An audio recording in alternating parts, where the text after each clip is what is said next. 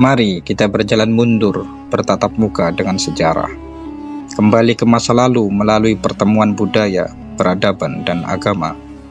Kita akan mengulas tentang peristiwa besar dalam sejarah dunia, masuknya Islam ke benua Eropa. Islam telah memiliki sejarah panjang dan berpengaruh di Eropa, yang dimulai sejak awal abad ke-8 hingga saat ini. Penyebaran Islam ke Eropa terjadi melalui beberapa cara: penaklukan, perdagangan, dan diplomasi. Kehadiran Islam di Eropa tidak hanya membawa pengaruh agama, tetapi juga memengaruhi aspek politik, sosial, ekonomi, dan kebudayaan.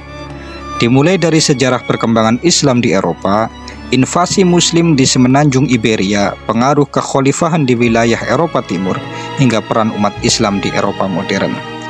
Yang menjadi pertanyaan adalah, mengapa Islam datang ke Eropa? Bagi umat Muslim, ekspansi ini bukan hanya soal penaklukan militer, tapi juga penyebaran agama dan kebudayaan. Dinasti Umayyah saat itu sedang berada di puncak kekuatannya, dan mereka menginginkan penyebaran Islam ke seluruh dunia. Kekhalifahan Umayyah saat itu dipimpin oleh Al-Walid bin Abdul Malik, dikenal sebagai Khalifah Al-Walid pertama. Kekhalifahan Umayyah telah memastikan kekuasaan sepanjang pesisir Afrika. Kampanye militer Umayyah terus bergerak hingga Maghribi, kawasan ujung barat Afrika Utara yang sudah mereka kuasai. Mereka lalu melirik Eropa, benua di utara yang tampaknya memungkinkan untuk ditaklukkan. Di situ berdiri kerajaan Visigoth, dipimpin oleh seorang raja yang otoriter terhadap rakyatnya, yaitu Raja Rodrik. Tahun itu adalah 711 Masehi. Di bawah Panji Umayyah, sebuah ekspedisi militer yang dipimpin oleh seorang jenderal muda dan brilian bernama Tariq bin Ziyad menyeberangi Selat Gibraltar menuju ke semenanjung Iberia yang kita kenal sebagai Spanyol dan Portugal. Pasukan Muslim dengan kekuatan kecil namun berani. Beberapa sumber mengatakan Tariq bin Ziyad membawa antara 7.000 atau 12.000 pasukan, namun berhasil mengalahkan pasukan Visigoth yang jauh lebih besar dalam pertempuran Guadalete dengan pasukan berkisar 25.000 hingga 30.000. Setelah kemenangan tersebut, Tariq bin Ziyad dan pasukannya terus bergerak, menaklukkan sebagian besar wilayah semenanjung Iberia dengan cepat. Dalam waktu singkat, kota-kota besar seperti Cordoba, Granada, dan Sevilla berada di bawah kekuasaan Muslim. Dalam kurun waktu beberapa abad berikutnya, wilayah yang dikenal sebagai Andalusia menjadi pusat kebudayaan dan ilmu pengetahuan dunia. Di sana, ilmu filsafat, matematika, astronomi, dan kedokteran berkembang pesat. Seringkali jauh melampaui peradaban Eropa lainnya yang sedang berada dalam masa kegelapan. Universitas di Cordoba dan Granada menarik para ilmuwan, filsuf, dan pelajar dari berbagai belahan dunia, termasuk Eropa itu sendiri. Sehingga Andalusia menjadi pusat pendidikan dan intelektual, di mana karya-karya filsafat, matematika, astronomi, dan kedokteran diterjemahkan dari bahasa Arab ke bahasa Latin. Para cendekiawan Eropa mengakses pengetahuan dari peradaban Islam melalui universitas-universitas di Spanyol. Salah satu kontribusi terbesar Andalusia terhadap Eropa adalah pengenalan sistem angka Arab yang memudahkan perkembangan ilmu matematika di Eropa. Selain itu, karya-karya ilmuwan Muslim seperti Al-Khwarizmi dalam matematika, Ibnu Sina dalam kedokteran, Al-Farabi dalam filsafat, turut memberikan pengaruh besar terhadap kebangkitan intelektual di Eropa Barat yang kemudian dikenal sebagai Renaissance. Namun, cerita ini bukan tanpa konflik.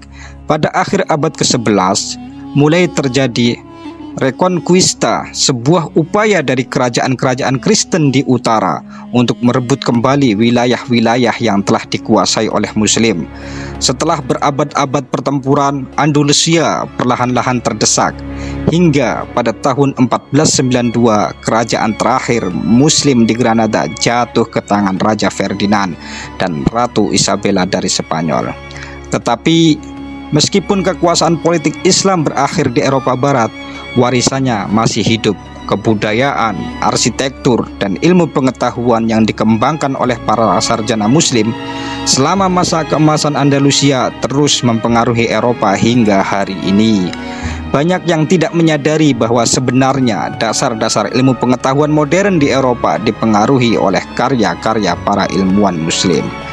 Selain di Spanyol, Islam juga masuk ke Eropa Timur melalui rute lain, yakni melalui Kekaisaran Ottoman.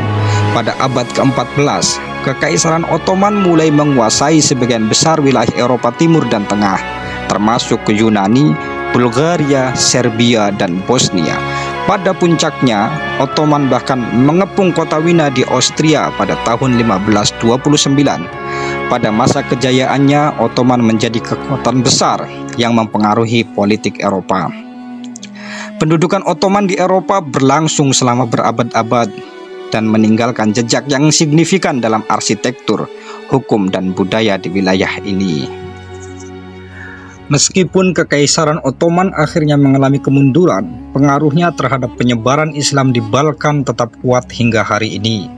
Negara-negara seperti Bosnia dan Albania memiliki populasi Muslim yang signifikan dan memegang peran penting dalam sejarah Islam di Eropa. Pengaruh Islam di Eropa Timur berbeda dengan di Barat.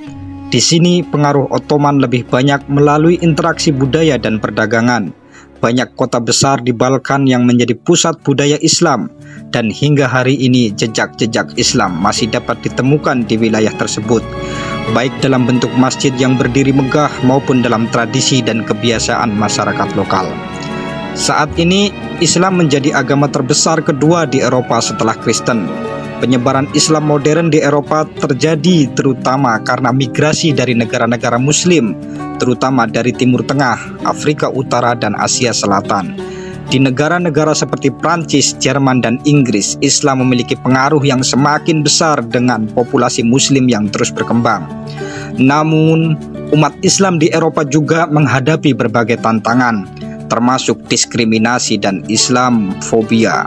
Meskipun demikian, umat Islam di Eropa tetap berperan aktif dalam berbagai sektor kehidupan, termasuk politik, ekonomi, dan kebudayaan. Sejarah Islam di Eropa adalah sejarah yang kompleks dan beragam. Dari penaklukan awal di Andalusia hingga penyebaran melalui Kekaisaran Ottoman dan migrasi modern, Islam telah memberikan kontribusi signifikan terhadap perkembangan ilmu pengetahuan, kebudayaan, dan kehidupan sosial di Eropa.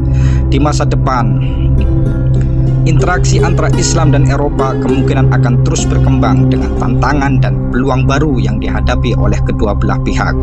Masuknya Islam ke Eropa adalah salah satu momen penting dalam sejarah dunia, sebuah pertemuan antara Timur dan Barat yang meskipun diwarnai oleh konflik, tapi juga menghasilkan interaksi budaya yang kaya. Islam tidak hanya datang dengan pedang, tetapi juga dengan buku, ilmu pengetahuan, seni, dan filosofi.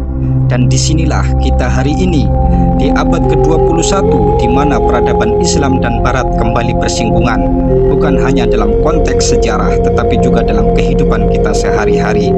Sejarah memberi kita pelajaran untuk memahami masa lalu, agar kita dapat membangun masa depan yang lebih baik. Demikianlah sekilas sejarah tentang bagaimana Islam masuk dan berkembang di Eropa. Dari berbagai macam hiruk-pikuknya, Islam menjadi bagian tak terpisahkan dari sejarah panjang Eropa.